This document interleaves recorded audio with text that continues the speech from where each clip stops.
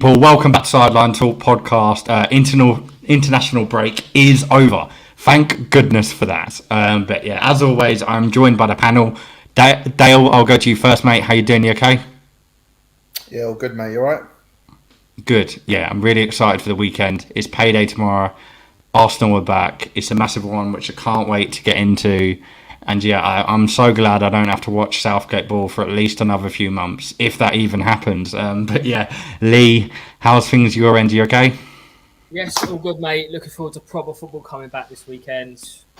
Hello to everyone. Hello to you boys. Hello to everyone else. Excited. Good stuff. Good stuff. Well, yeah, as much as I say international break is over, we probably should touch on it. I mean, talk about underwhelmed. But Lee, I'll stick with you at this point. Don't know how much of England you've watched, but I know you've watched some because we've been obviously talking offline, off air.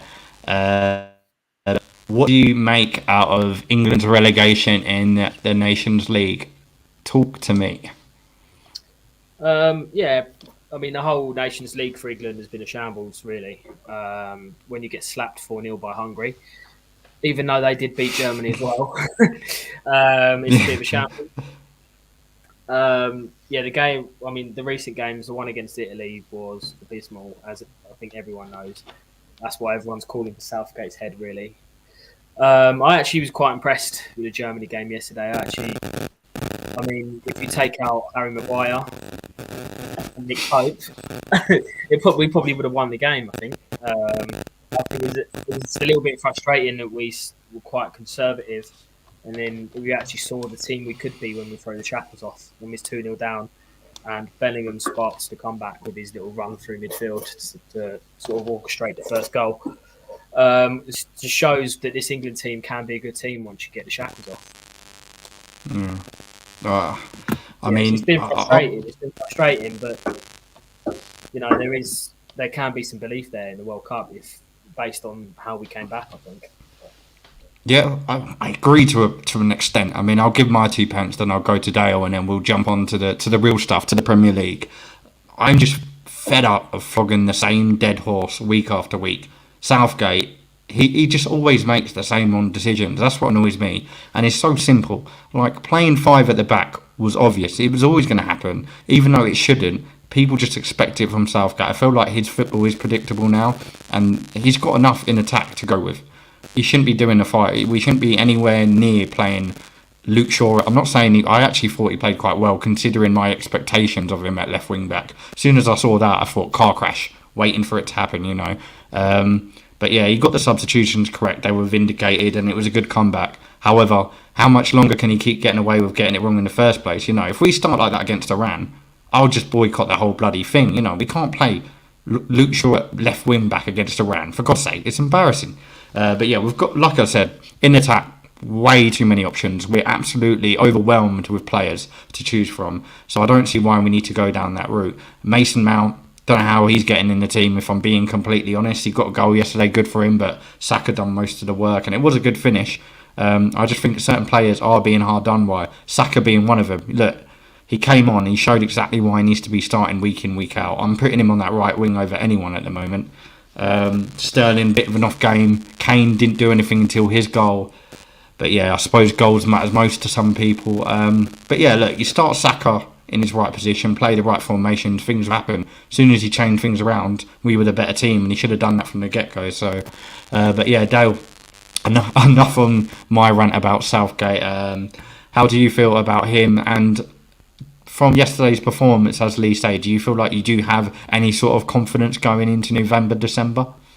No, I don't think we'll get out of the group, mate, to be honest with you. Can't see it. I can't see it. He's so tactically inept as a manager. You've got, I mean, these players, for example, right? They're managed by Pep, they're managed by Klopp, they're managed by recently Tuchel. You've got Conte's now managing some of these players, and then they've got to leave their clubs to go and work with this donut. And this, what kind of guy whose best sporting achievement was, what was his best sporting achievement? An FA Cup final with Aston Villa. Like, and then he's telling elite footballers how to play and stuff like that. I can't get my head around it, mate. To be honest with you, It's just driving me mad. And to be fair, I didn't watch all of the games. I watched about 70 minutes of the Italy game. Half time I turned off the Germany game because it's just boring, mate. But I can't even be bothered to sit there and wait for time watching it. And I've got nothing else to do, and I still don't want to watch it. But it's not. The thing is, it ain't going to change now. It's not going to change now. So we might as well just accept it and go into the World Cup and see what happens. Yeah, I completely agree. I can't see Southgate. I think the only thing that would cause Southgate to get shown the door, would be something like that, us going out of the group stages in the World Cup. And I think even that, for some bizarre reason, I think even that there'll be some still questions around if he would go on that. It sounds bizarre, but someone like, I don't know, at this rate, Big Sam, Roy Hodgson, bring them back in. They'll probably know what to do better with these lineups than what he's doing. I think he'll be gone at the end of Qatar, regardless of how well we do, to be honest. Doesn't matter. Even if he brought it home, I don't think he will, but even if he brought it home. I think he knows his time's coming to an end, and I think Qatar's going to be his last hurrah, regardless of how well he does. I think that's going to be it. He would have had three major tournaments in. He's cut his cloth. Obviously, Potter was the obvious choice. A lot of people were thinking that he's gone to Chelsea, so we kind of lost out there. We should have struck. What we should have done is strike while iron is hot. As soon as Potter was linked to any club, that should have been a chance where England think, right, he's our man, and offer it on the table. But I know a lot of people would say Chelsea will get rid of Potter. Chelsea like sacking managers. But the realistic expectation is he's there now to build his own thing at Chelsea, to build his own legacy, to do something again. He did something good at Brighton. He's going to do that at Chelsea. Who do you see coming in for Southgate now? Eddie Howe's the only thing I can think coming to mind. People say Mourinho, but I don't believe it'll be someone outside of England. But yeah, who can you see filling that spot? It's hard to say, mate, to be honest with you, because, like you say, there's not that many. I'm one that's quite into having whatever nationality. Yeah, whatever nationality you are, I think that should be your national team manager. And Gareth Southgate obviously got the job on a technicality to start with. It was probably, this should have been really the end of Sam Allardyce's time, and then Southgate should be really have taken over now. So in that regard, you have a little bit of sympathy for him because he's been thrust into it too early, and it's obviously an opportunity that you can't turn down when it's given to you. But at the same time, if you're not good enough for it, you shouldn't have it. And I know he's done well for us in obviously the last two tournaments, but it's just getting progressively worse. Like there's no excitement around it. But to answer the question, who comes in? Potter ain't leaving Chelsea now. Howe's not leaving Newcastle anytime soon. They would be probably, like you say, the two most obvious ones. But who comes in? I have no idea. No idea, mate, to be honest with you. And that's probably half the problem. Is that who does come in? I mean, Adi Boothroyd's the under-21 manager. You're not going to give it to him. So normally that would be sort of like the progression. Can't believe you've just said that. I can't believe I'm saying they're not. No, I'm saying they're not going to give it to him. That's what I'm saying. The actual whole structure of the FA at the moment is normally you'd expect like an under-21 manager to then step into the first team role. That would be what I would use the under-21 manager's job for. But that's not going to happen because it's Adi Boothroyd. So where they go and who they would go to if they was to sack Southgate, I don't know. To be honest with you, mate, it wouldn't surprise me if we go out in the group stages and they give him another contract. Jesus Christ! It wouldn't surprise me. If that happens, then I'm supporting Iran. I really am boycotting. I'm still going to be backing the boys. To be fair, I mean, I know it's we'll be in the pubs, chucking our pints all over the gap. We're all going to be excited, but right now that's getting behind the players, not the manager. Yeah.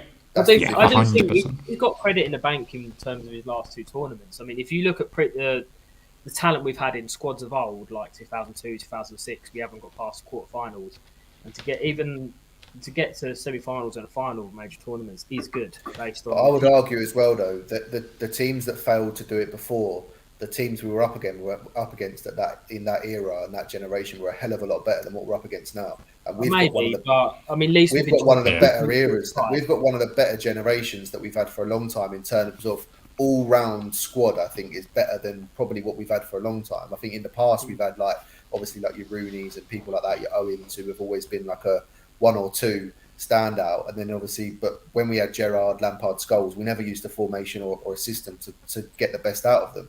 Whereas now, I think we've got a hell of a lot more options but he's still picking. Like everybody I speak to, yourselves, everyone outside of the outside of football, essentially, can see that things aren't right in terms of the squad selection. How's Maguire getting in? Everyone's talking about the same things. Yeah, there's no one defending it.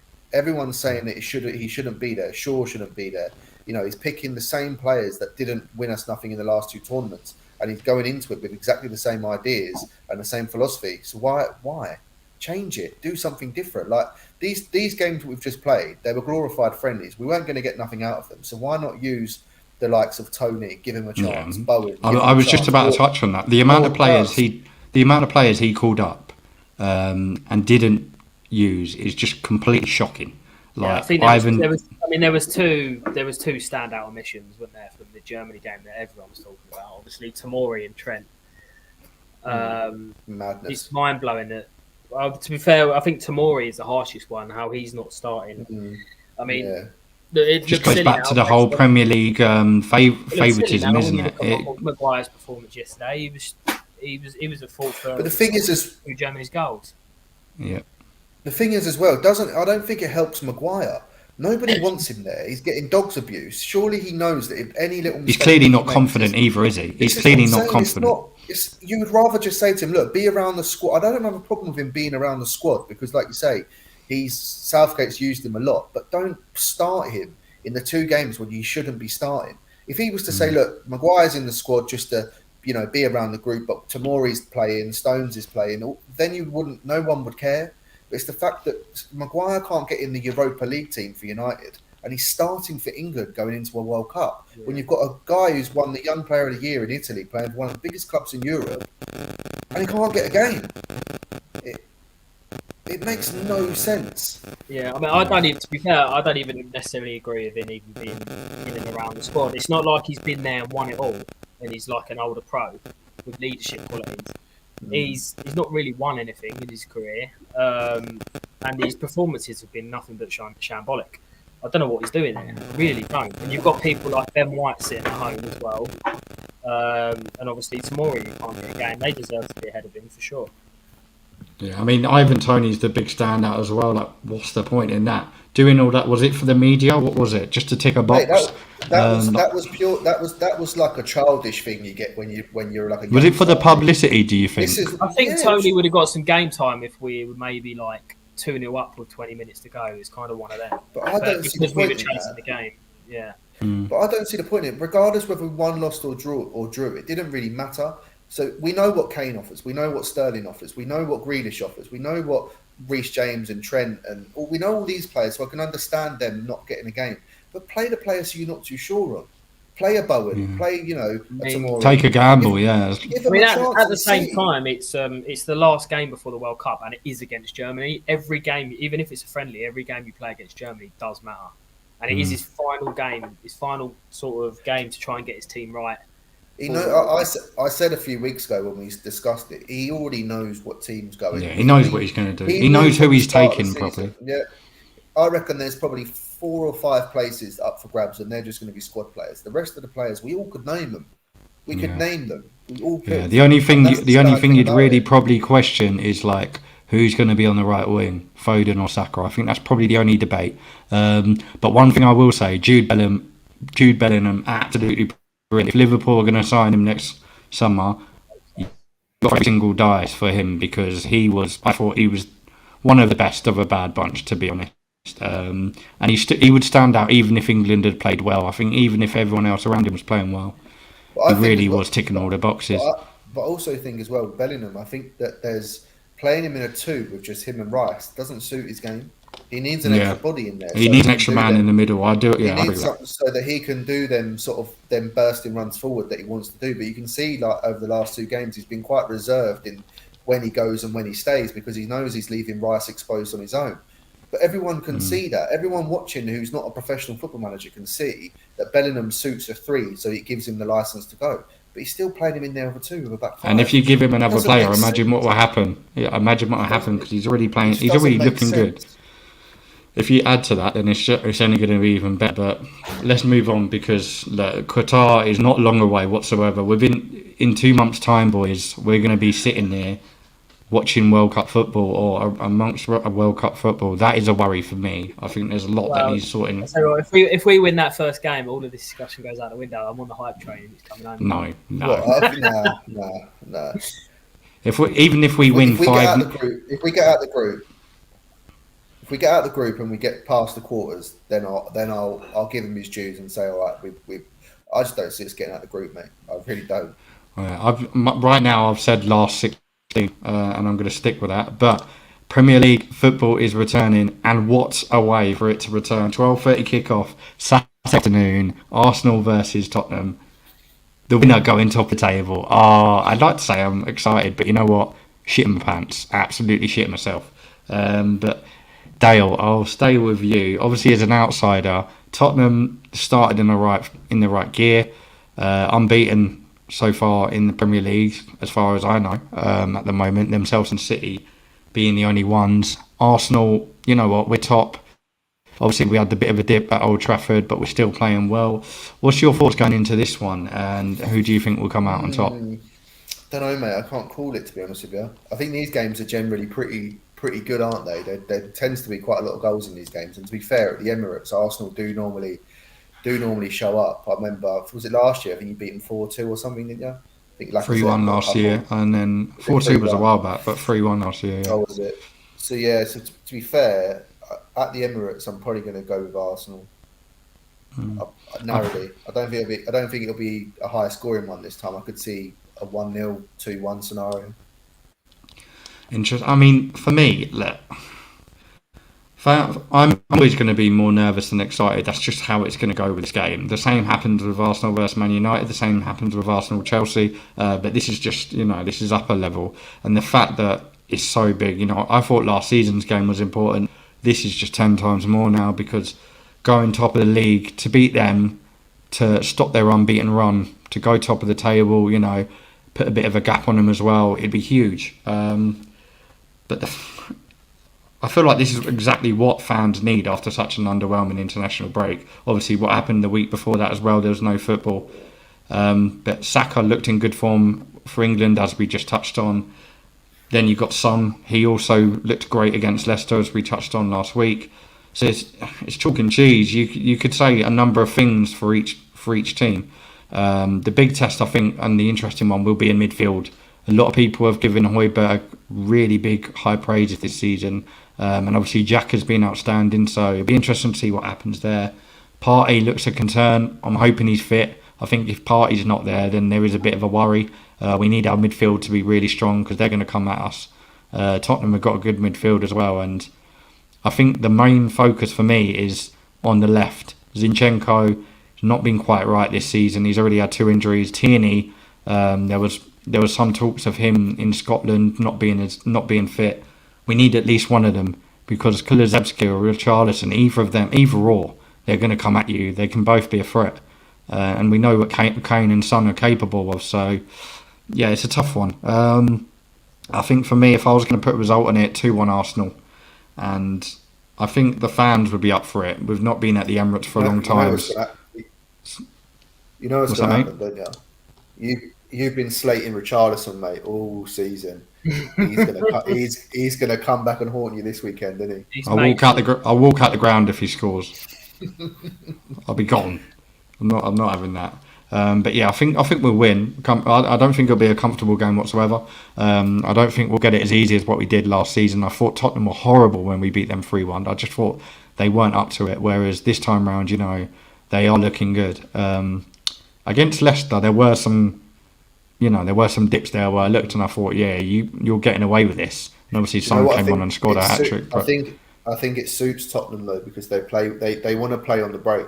That's what their team's set up for now. So I think it suits them playing away from home. I think when they're at home and they've got to be the team that's on the front foot, that's when you can catch them. Whereas I think playing away at the Emirates, they'll be probably quite happy to sit in, let Arsenal have most of the ball, and then just try and hit you on the break with Son and Kulusevski, and then try and get Kane in goal scoring opportunities. So I think you'll probably find it'll probably be a game that Arsenal do dominate majority of the ball.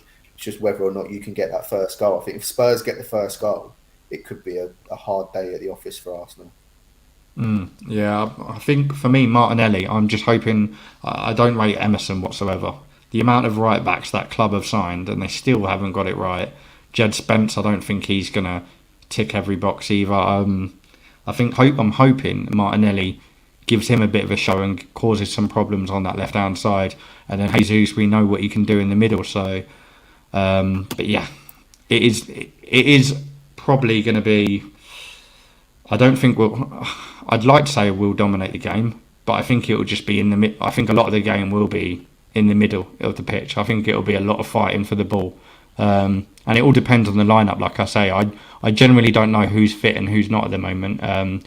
Training pictures will come out up once the international break is completely over and players are back to normal. I'm sure some have probably come out today, which I need to look at. But Partey would be a big miss if he's not there.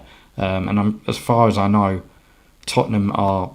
I don't think they've got any problems on that front, so they might have the advantage. Son is the big worry. Him against Ben White, I don't know. That really is scaring me, just the thought of it, because Ben White hasn't got the pace you want a right back to have, especially against, I would say, the best left winger in the league. To be honest, if I'm going to be completely Arsenal hat off, take my rivalry out of the way. We spoke on this the other week, Dale. I have to say I can't think of a left winger better than Son. Not right now, anyway. Not that has really proven himself, at least over last season. And yeah, maybe not this, but time will tell. Lee, what's your thoughts on this one, mate? In the derby on Saturday afternoon. Well, it's a complete neutral one for me because obviously a lot of friends and family support both clubs, so it's quite. I like it when this game comes around because it's always entertaining. It's probably the most. I would actually put it down as the most entertaining fixture in the Premier League. I would say it's the biggest because I still think that belongs to Liverpool and United in terms of the size of the clubs. But in terms of pure entertainment, this is probably the most entertaining fixture. I don't know. I think it will. My personal opinion is I think it will stick with the home team, as these games seem to go lately. I think it's going to be high scoring. I think it's going to be something like a 3-2 or something like that. I can see a red card though. And my only worry for Arsenal would be Xhaka. Actually, he's good season he's having. Oh God, no. He does have a tendency to get sent off when you're relying on him the most sometimes. And this is the kind of occasion he could see like the red mist kind of thing. And then, but I suppose Spurs have now got that from Richarlison. If he's playing the part, you never know if he's going to do some shithousery and find himself out. But it's going to be an entertaining game. My only gripe with it is that it's at 12:30 on a Saturday. I would rather it was like the big Super Sunday fixture. Personally, Saturday lunchtime fixtures are always a bit of a weird one that they've put Manchester derby and North London derby on the same weekend. To be honest, like you could have easily spread that out. Sometimes, don't they? But yeah, it's a shame. It's the first game after the international break. Sometimes that can make teams a bit disjointed. And form doesn't really come into these fixtures either. So it all goes out the window. It goes out the window. So yeah, I'm looking forward to it. I think it'll be a good game as it always is. High scoring, and I would think Arsenal would just edge it. I reckon a late winner, proper like last 5 minutes of the game. Cool. I could get used to this, boys. Both back in the Reds. I'm not used to this, but Jesus winner, I reckon. 89th minute. Yeah, it's going to be a tough one. I think the fans, like I said, are definitely going to be pumped. A few weeks without Premier League football and Saturday afternoon, payday weekend, everyone's going to be up for it. Fans are going to be nervous, but I think once we get in the ground, the mood will be right, and I think they're going to get the result that they came to get. I think hopefully it's a good afternoon for our front three because we're going to need to score. That's the thing. We're going to need to get the goal first and put pressure on. The atmosphere will play a big part as well, actually. Because I would say the atmosphere in the Emirates particularly over the last year, has massively improved. I know everyone used to take the piss and call it a library, but I think over the last year, I would say their hope for big home games. It's probably one of the most loud. It seems like one of the loudest stadiums, and I think you can definitely have a bit of a 12th man factor for Arsenal this weekend. Yeah, we need to shut the door on Harry Kane as well. I'm tired of seeing him score in London derbies, man. It's just a joke. Like the amount he's scored in is. It's not. I mean, I would be more becoming worried a different. Son seems to have such a knack of winning penalties and stuff against you boys. Yeah. Like I said, Son against Ben White is going to be the big test. If Ben White can have a great performance there, I don't like, as much as I enjoyed seeing him overlap a couple of weeks ago, I don't want to see none of that this time round. Well, Like I he hope need, Saliba's all right as well, because I know he's had a bad international break. He had a bit of a shocker for France. So yeah. hopefully his confidence hasn't been shattered by that coming into a big game. This is where you prove yourself in games like this. This is where you make your mark. So Saliba's had an absolutely incredible season. If he can go and if him and Gabriel can really put pressure on Kane and keep him quiet, we're cooking with gas. That's all we need. Shut him down. Ben White, a good performance against Son. We know that them two are their bread and butter. If we can keep them quiet and we do our bit up top, which I'm more than confident we can, it's all good. Odegaard looks like he's going to be fit to return in the game as well, so it'd be good to have the skipper back. And he causes a lot of problems. I think he creates a lot. Without him, there is something that's just not happening. So it'll be good to have him back. But yeah, we'll get into Liverpool because I don't want to take too much of the limelight with Arsenal, but it's going to be nerve-wracking. I'll be on the beers early, that's for sure. Liverpool versus Brighton. Obviously, Brighton, no more Potter. This will be their first game without him. I don't know too much about their new manager, to be honest. This is one of them ones where it's good to have Chris Penn on the panel. But yeah, a baptism of fire for Brighton's new manager. Lee, let's stick with you. What's your thoughts on Liverpool going into the game against Brighton on Saturday? A bit of a mixture, really. I'm not going to lie. Playing Brighton is one of those games that pops up every year, and I fucking hate it because they seem to always sort of play well against us. I'm hoping now Potter's gone, it might deter him a little bit, but I don't think it will because I think they'll just try and carry on doing what they're doing. So I'm a little bit concerned, but at the same time, obviously we've got a couple of players coming back.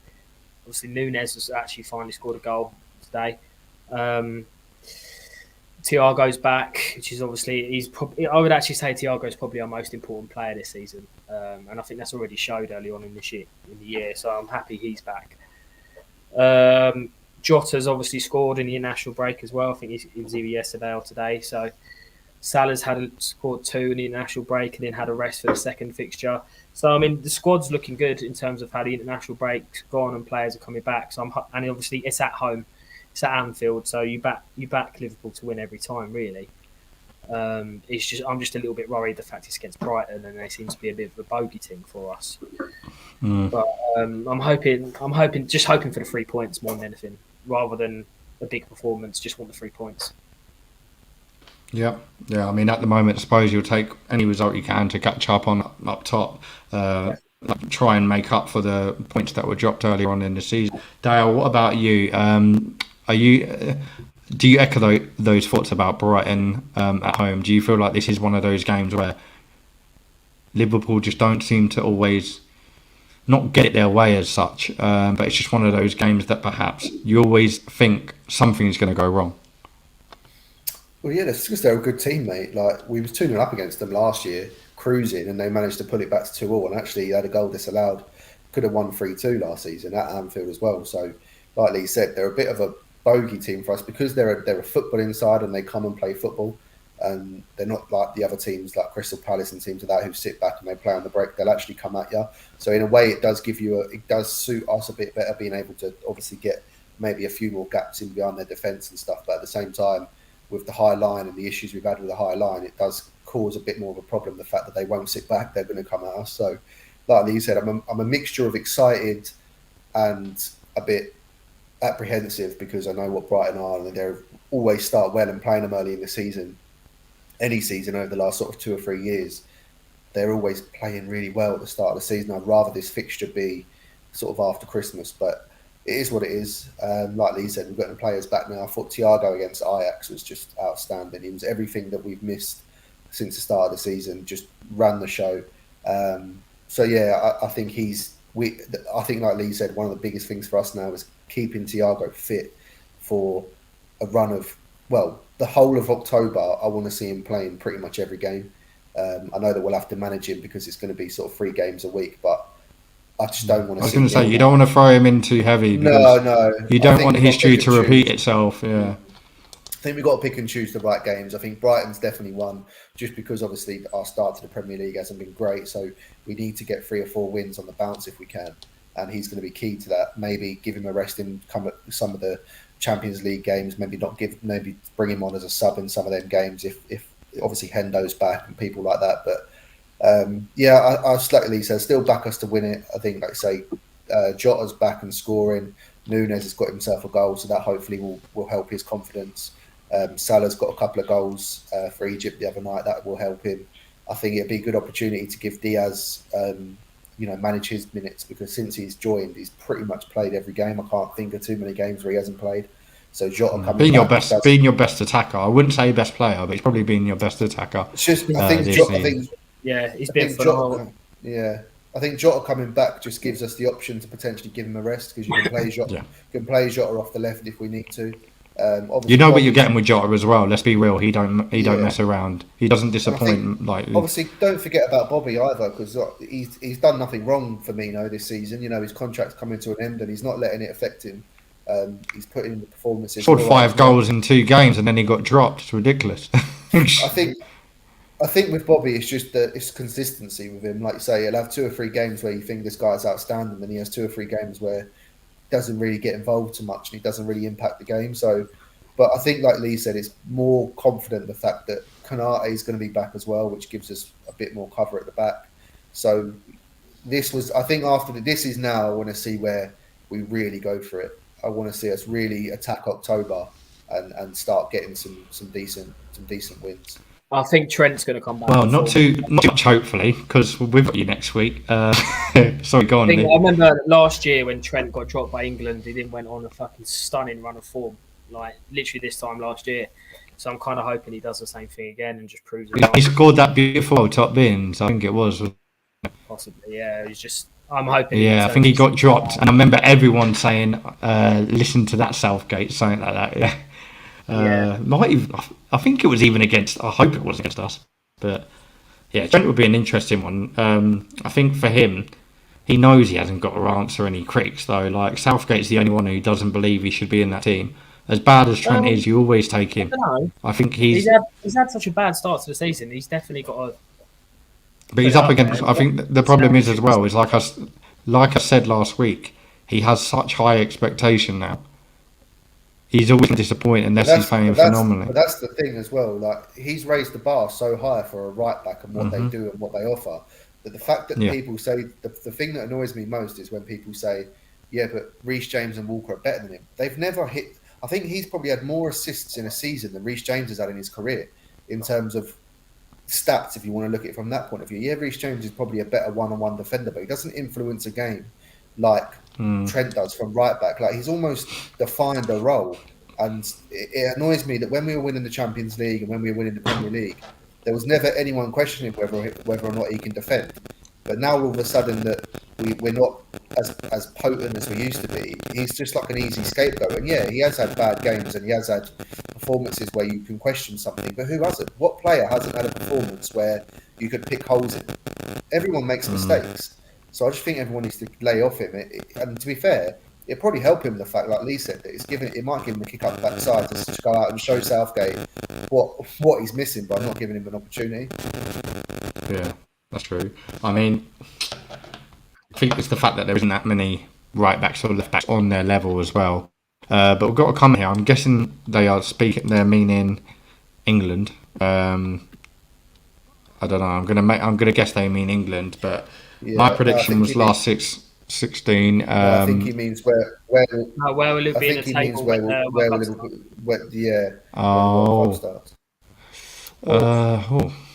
That's quite a tough one, really, isn't it? I went bold with this. I think being optimistic, top 2, but I think we could be top 3 by the time. I really honestly think after this international break, we're going to really see the best of us. I think you're going to see a completely different Liverpool after this international break. I'm hoping. I know 2 of your fixtures. I'm just looking at the other one. We've got City and Arsenal this month.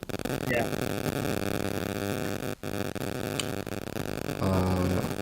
I don't think it'll beat us.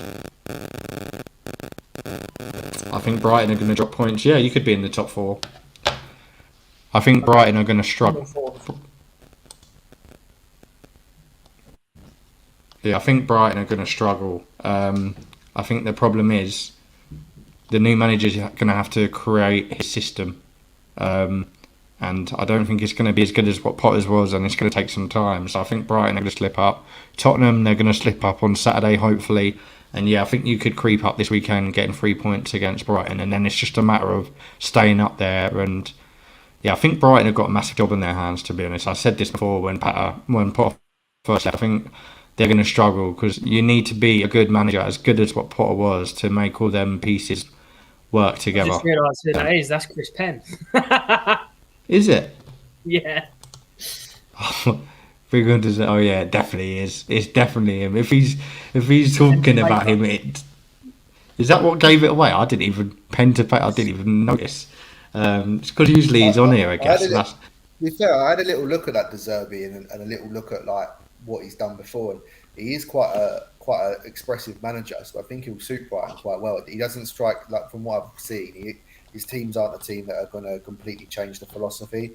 They've kind of brought in somebody who kind of fits the way that Brighton still want to play, and that's what they've been doing. So I don't think Brighton, like Lee said, will change all that much. I think might be a few little tweaks here and there, but I think they'll just carry on doing what they're doing. He's not going to have many days to work with them between now and the game anyway. So it'll probably just be looking at what they've been doing before, sticking with it for now, and then he'll slowly start to implement his ideas in the coming weeks. So I think for this game, just probably expect Brighton to be Brighton. Before World Cup, though, I think top three will be City, Arsenal, Spurs. And I think it's second half of the season after World Cup is when Liverpool will creep up to the top two. That's my prediction anyway. It's not bad. Who's most affected by the World Cup? Must be City, surely. I wouldn't have thought so. I think it depends who gets. Haaland's not even Sterling. going. Who? Haaland's not even going to the World Cup, is he? But I mean, Sterling will be. Sterling, he don't play. I suppose Bernardo Silva is. Oh no, they are Portugal, isn't it? Aren't they? They beat Italy. Yeah, so Bernardo Silva will be going. John Stones definitely. Ruben Diaz definitely. Kyle Walker most certain. There's a lot of players there. Grealish. You can say that about Foden. To be fair. Grealish. I mean, yeah, we'll have. Hey, I don't know about Martinelli. I imagine Martinelli will go, but Brazil are sport for choice. Obviously Jesus, Saka, so our whole front three's gone. But yeah, anyway, we will see. We will see what happens. To be honest, it's kind of going around quicker than we expected. But there are some other games on this weekend. I'm looking through them here now. To be honest, for me, West Ham Wolves is the only one that stands out. That being a maybe interesting game. Leeds Villa, that would be an interesting one. Both teams. Lots of goals, to be fair, and Leicester City. Can they get a win on the board? Myself, and if you didn't watch last week, myself and Dale both agreed. Lee, I think you agree. If they don't get a win, Forest at home, that man is gone. Brendan Rodgers is out the door if they don't get a win this weekend. And hopefully he won't be going to England. That wouldn't even surprise me. Get by Leicester, off you go, take over the gig at England. I actually think you'd do a better job than Southgate. Yeah, that's not a bad shout, to be fair. I don't know. I mean, it would cause outrage because of what he's done at Leicester, but I think he would put out a better. What Southgate done? I think Rodgers would put out a better. I think he'd put out a better 11 than what Southgate does. I don't know if he'd produce better results and maybe better football. I don't know. I've lost all my respect for Rodgers just because of he's just getting it so wrong with Leicester. Like not signing it. I don't know how much. I don't know too much about Leicester's ownership and how much is on him. Like I guess they probably just don't trust him because how much he's wasted money previously. But not to sign a goalkeeper, not to replace Fofana, things like that. You know, you're just getting too many things wrong, and you've caused chaos for yourself. Really, him and the ownership have got themselves to blame. If they go down this season, it's all on those decisions, not bringing the people in. Even the striker, you know, they failed on that. The amount of money they spent on our attack, still got it wrong. Daka never clicked into gear. Vardy's on his way out. They've got to be looking at a solution for that. But yeah, Manchester Derby is also on us. This is the thing. I'll give my 2 cents. United always seem to turn up at derbies, and Ten Hag will make some name for himself if he goes into this and gets a win and again knocking away the unbeaten record of City. But Lee, I'll go to you. Obviously, City being what you hope to be your title contender rivals this season. What's your thoughts on this one as United travel to Etihad on Sunday? Do you think there could be an upset, or do you think Man City will keep up their winning ways? I think the form that De Bruyne and Haaland are showing at the moment will just absolutely wipe most teams away, including United. I know United are on good form. Ten Hag's got them playing pretty decent at the moment, and I know they have turned up in recent derbies, but I just think I can't see anyone stopping Haaland and De Bruyne at the moment. They're ridiculous. I think it'll be an easy win for City. Interesting. And Dale? I mean, let's not forget, start of the season, United had some humiliating displays. Yeah, Don't get me wrong, they they've put some good ones in, but they're due another bad one. they've still got gaps to fill. I agree that. I think people know where they can cause them problems. Like, look at what happened against Brentford. Absolutely disaster. And that was just in the first half. Yeah, I agree. I don't think there'll be any surprises here, to be honest. I think Haaland's just too reckless at the moment. And he's going to cause problems for the likes of Martinez, because when he's up against someone tall and quick, that is Martinez's biggest fear. And I think Haaland's going to really... I'm not saying Martinez will get found out, because Haaland's one of the best strikers in the league, arguably the best striker in the league. In the Champions League, and Martinez has done quite well against him. But I can't see anything else other than City. He's reckless, Haaland, because he's got strength and pace. And as much as Martinez has got pace, I don't think his strength can match what Haaland can. Yeah, sure, Varane, look, he started looking good, but Haaland and De Bruyne together at the moment, they are a really big force to be reckoned with, like you say. I don't think it's going to end well for United, if I'm being completely honest, especially the fact that it's at the Etihad. I just think City know that City are going to want to turn up. Players are going to be raring to go as well after the international break, back under the lights. But Dale, what about you? Do you think there'll be any upsets on Sunday, or do you think City are going to keep the ball rolling? I agree with Lee. I think it's going to be comfortable. I think Man United will get, because even in the games they've played against us and the games against Arsenal, they still weren't great, were they? I know they got the victories, but they still weren't great performances. On another day, Arsenal and Liverpool beat them. So, yeah, I think City will win comfortably. I think it's going to be a 3-4-0, to be honest with you. I just can't see anything other than a City win. Yeah. It's tough. I don't think they're going to walk away with the league, as people are saying, but it's just tough to even predict against them at the moment. You wouldn't back the other team at the moment with the way City are playing until De Bruyne stops that form, which I don't think he will. I think he's really going to absolutely smash it, and Haaland as well. Until he stops his scoring form, you can't back against them. Thank God we're not playing them in a few weeks like we were meant to be. But we did a question on Twitter, which I did want to bring up, and I want to get more people involved, because it was actually quite tough. I found it tough. So the rule was you got to pick a Premier League title winning 11. You could only pick a player from 3 teams of the top 6, and it was 1 player per team. So yeah, there were some good shouts, but what I want to do is go around the room and do an 11 between us. And then we'll each pick a position until we get to the end. Obviously, there can be some debate, which there will be. But I'm going to start with Lee, goalkeeper. Shit, who did I put the other night? I know who I put, and I know who. I think I remember who you put, but I just want to see if we can do it without any arguments. Emi Martinez for Aston Villa. Reliable. Villa don't have many standout players. We've literally just spoke on Everton, on Pickford. Literally just spoke on England. But yeah, that's the only one I would put in. Who would you rather have, Dale? Martinez or Pickford? If I had to pick between them two, I'd go with Martinez. But I actually went for Leno. Mate, I think he's a top quality goalkeeper. I really do. I actually think he's still better than Ramsdale. I don't know why. I actually think that Arsenal made a bit of a hick getting rid of him. Only 8 million as well. Mental. I think Leno's a brilliant goalie. Okay, well, we'll go with Martinez because Dale's won over. Yeah, I would. Martinez is good. I like Martinez as Yeah, well. Martinez I'll pick for right. Right back, Dale. This should be an easy one. Sorry, mate, you just broke up there. Was you talking Right to back, me? Dale. Right back. I went with Trippier in my team. Yeah, spot on. Yeah, me too. Yeah, spot on. Right, left. I'll pick left. This is more. This is the tough one, I think. I think this is because we haven't got any left backs in the bloody league. Shaw and Chilwell are the only ones that come to mind each time. Who, Right, who did we all go with? Who did we all go with in our teams? I had Luca Dean from Villa, but we can't use Villa now because we've used Martin. I was naughty. I put Trippier on the left and then on the right. I can't remember who I put on the right. Yeah, I did cheat. Could you, I put remember. Rico Henry for.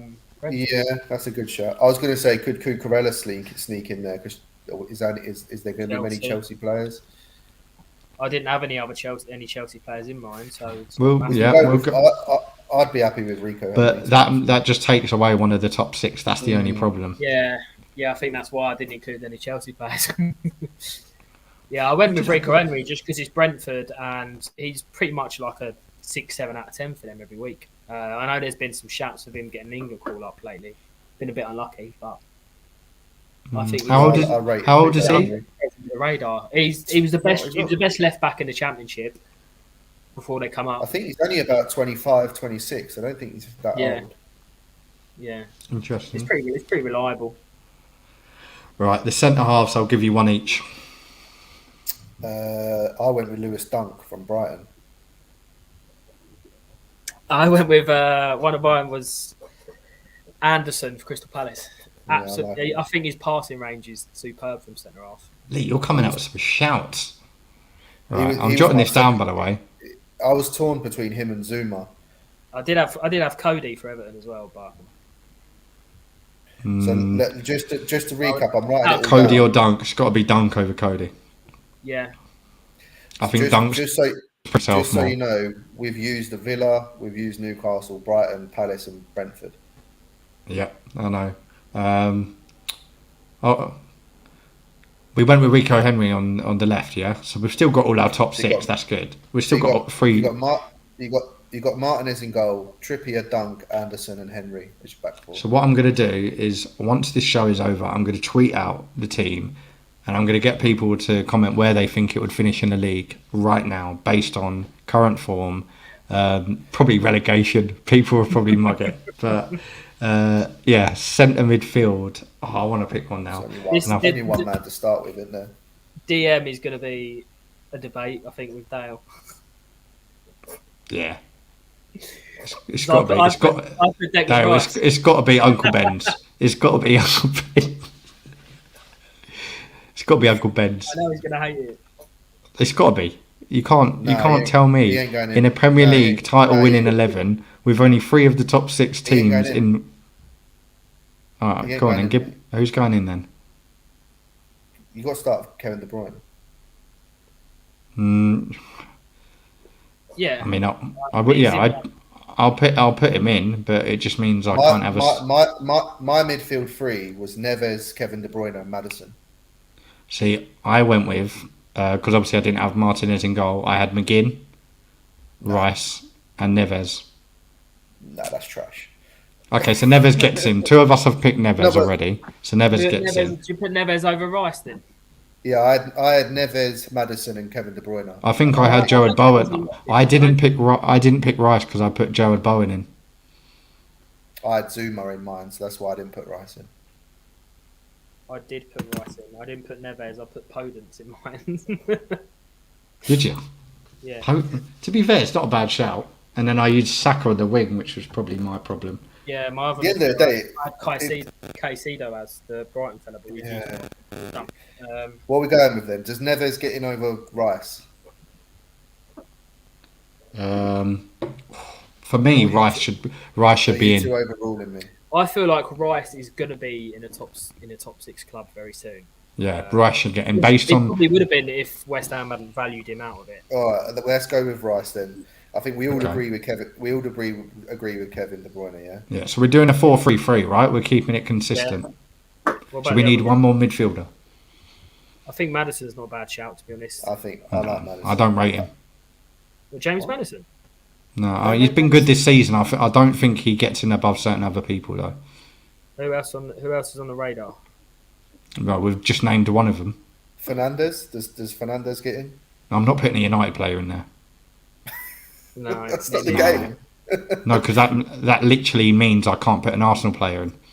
So how many? So we've only We've technically got We've used 1 out of 3 of the top 6, and I want Right, 2 okay. of the attackers. yeah, and we already know that Liverpool player is probably going to slot in somewhere. So Let's be real. Madison or Neves then is the argument, isn't it? I'd say Neves, honestly. Is there any others that are popping up? Can you think of? I said McGinn, but I think McGinn and Rice doesn't work. I'm trying to look at it as actually working, because don't forget it's a title winning 11. So I'm looking at it and I'm thinking, We've used Newcastle, haven't we? I would have said Bruno. Does Jacob Ramsey get a shout? no. We've used Martinez. We've used Villa, haven't we? Yeah. Jacob Ramsey does not get a shout in a title. As much as he has delivered above expectations, Jacob Ramsey is not in a title winning Premier League team. No. And we used Villa, didn't we? Oh no. Yeah, we did. Martinez, yeah. I think you've got to go Neves then, really, haven't you? He's probably the only one. Over Maddison. Well, Feels a bit defensive. I would say, yeah, it doesn't. This is the thing. I like Maddison. Mine was quite defensive. Because I had McGinn, Neves, and I'm pretty sure I had Rice. Mate, I think Rice drops out for Neves and Maddison comes in. What are you saying, Lee? Good thing is there's 3 of us. I'm either or with Neves and Maddison. Neves. The only thing is, Rice is the only West Ham player who gets near this team. But is there any other Wolves players that can get in anywhere else? No, The only possibly. other one But then again, I think it depends what you do with the split of the front 3. I think it's pretty much. I think we're all going to have probably the same front 3. I don't don't think know. so. I don't know who I've got at the moment. We've used De Bruyne, so. Well, why don't we circle back? Let's leave the midfielder and circle back. Let's look at our front line and then go from there, depending on what teams we've used. Okay, so at the moment in midfield, and this could change. We have got Rice and Kevin De Bruyne, but this could change. Right, front 3. Lee, give me your front 3. Dale, give me yours after, and then I'll go with one. And if we've all got 2 people, they get in. I had Podence, Kane, and Diaz. I had Salah, Son, and Tony. Okay, this is interesting. And I'm assuming Den had. I just think Saka, if you, Son, if and I can't remember who was in the middle. If you're looking over the last 3-4 seasons, I think Son and Salah have been in the top 3. I feel like actually now I think about it, the wider players are more important than the centre striker for me. So I'm obliged to stick with the 2 players from the top 6 as the wingers. So like a Son and Salah or Son and Saka, something like that. I'm just looking at some of the ideas people threw out. I didn't put any Arsenal players in my team. One front 3 that Ryan gave was Zaha, Maddison, Son, and then Haaland in front. That's quite a good idea. And then there was some good strikers around like Tony. And then there was even Saint Maximine, Jesus, and Zaha. Very good shout. Yeah, but is that going to win a title? I don't want Zaha anywhere near it, to be honest. Okay, so mine was Saka, Haaland, and Barnes. Oh, Barnes is a good shout, actually. Don't score with that. We can't have another City player anyway. It was De Bruyne or Haaland, and we've gone De Bruyne. Yeah. That was where I struggled because the central striker. So I thought, okay, well, based on what you said, I didn't expect to still have, because I put Van Dijk in my defence because I wanted a leader. So this is probably why I've gone with such a weak front 3. But based on yours, Barnes doesn't get in over any of your left wingers, so it's a battle of. I think Son or Kane. Son or Kane is the real debate here. Son, Kane, or Diaz. I think Son wins it. Personally, Son probably beats Diaz 100%. Just And for longevity. Son probably beats. Okay, so we'll have Son on the left. He probably beats Kane as well. So we need the other two now. To be honest, I'm a bit gutted we got rid of the Newcastle spot because St Maximin would have been a great shout. Take out Vardy's form right now. Does Vardy not get a shout for what he's done previously? Nah. Scored goals at a mid-level. We're talking a title-winning team this season. He won the title though, isn't he? Yeah, in the past. Yeah, bloody 7 years ago. But we're talking about a title-winning team. Would Anderson, Dunk, Trippier, Rico Henry ever realistically win a title? Okay, so Locks put Kane in. Everyone's put Kane. Champions League, mate. Anything's possible. don't mess about with Traore, mate. Okay, so Jimmy. All the answers bar one had Kane in. Everyone had Kane in. So that speaks for itself. We've only got one top six left. Yes, Does Sterling get in? No, not for me. No. So we've used City and Tottenham, haven't we? Yeah. So who gets in above Salah? Are we going to have a title? So Son and Salah on the wing, yeah. But we can't do much up top then. You can, because you could get rid of Rico Henry and put Ivan Toney in. Yeah, Mitrovic. Mitrovic is a good shout. Four goals. Yeah, but only just recently though. I'll tell you what. We could go. And we still got to get a midfielder in as well. Don't forget, we're a midfield short. Yeah. Or you could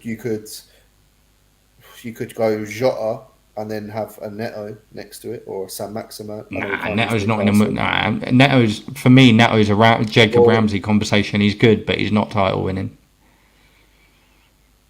If you put if we put Salah in, we can't have any Arsenal, United, or Chelsea.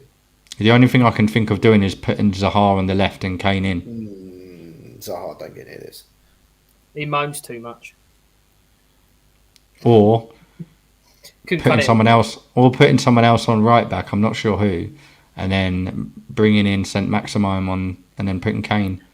Or we could take out Trippier. You could mix it out. Callum Wilson. No, if anyone is going in above Trippier, it's got to be St Maximin. Not even Ramirez. St Maximin is the only one that can replace Trippier, really. Otherwise, it's not justified. It's a tough one, isn't it?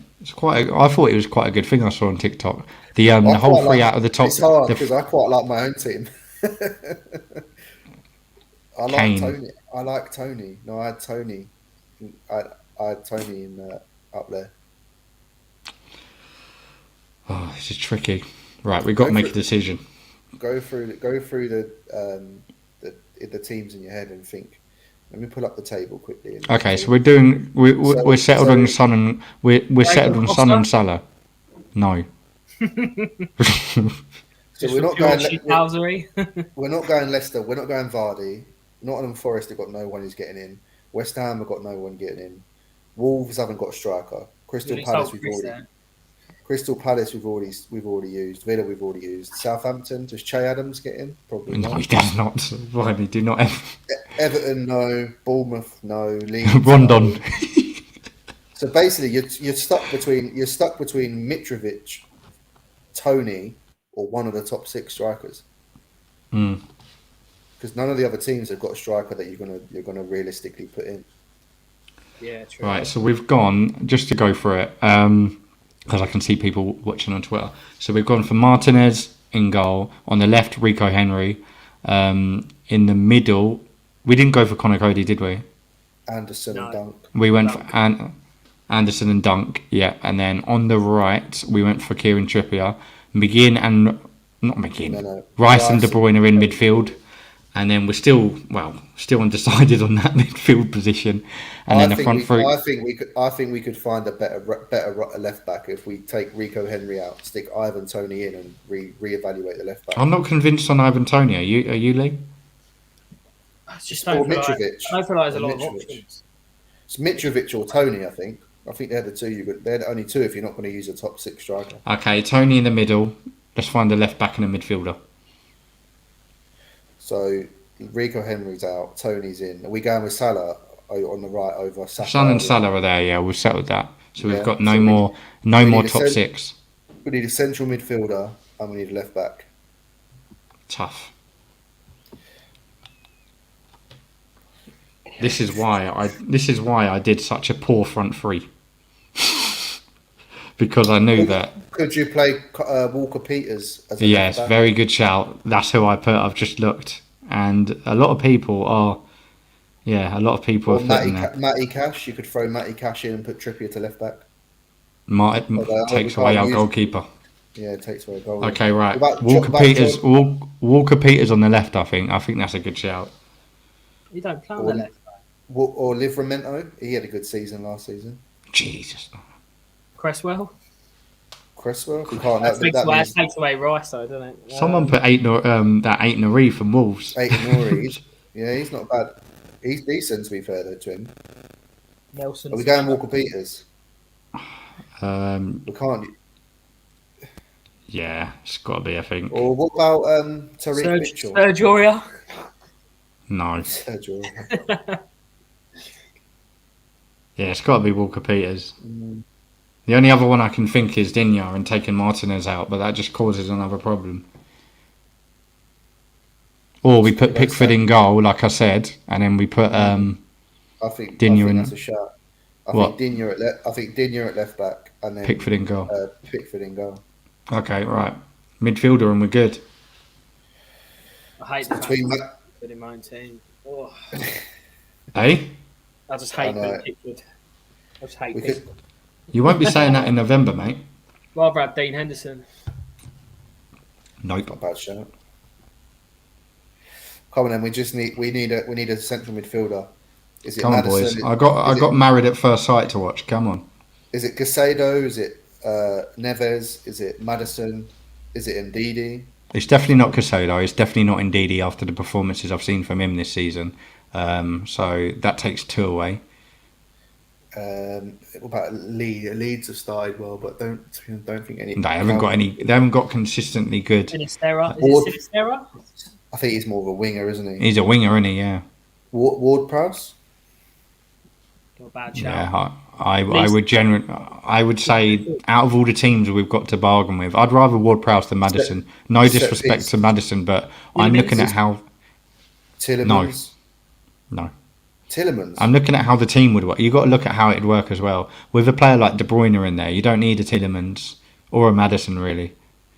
So you're going to go Ward-Prowse? Ward-Prowse, he's a bit more defensive. Tielemans likes to run out. I think it's a shame we've used Trippier because Gimenez would have been a good. Yeah, Gimenez would be perfect. Oh, imagine that, him and Rice with De Bruyne running into the channels. That'd be absolutely class. Take Trippier out then. Put Walker Peters. Nah, we got it. No, I think what we've got is good. So who are you going with, Ward-Prowse? I think, well, Lee's happy with it. I think unless we're going to change things around again. Ward-Prowse over Neves? Yeah, I just think Neves is more of a DM. So who are we going with? Come on, Lee. You be the final Yeah, one. go on. Ward-Prowse on Neves. Ward-Prowse. Because we've already got Rice sitting. Yeah, okay, that works actually.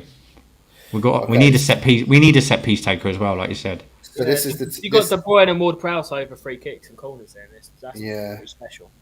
So you got Pickford in goal, Trippier, Dunk, Anderson, Digne, Rice, Kevin De Bruyne, Ward-Prowse, Salah, Tony, Son.